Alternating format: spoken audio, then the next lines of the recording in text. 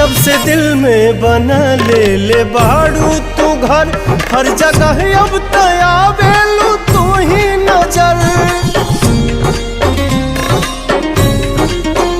नैना चित चोर ऐसन असर कर गइल, तब से आवारा दिल ये दीवाना भइल।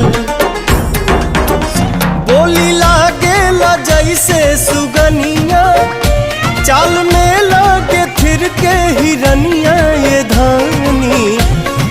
लाली लाली बिंदिया त निंदिया ले भागल न दुनिया, पागल कइले बा।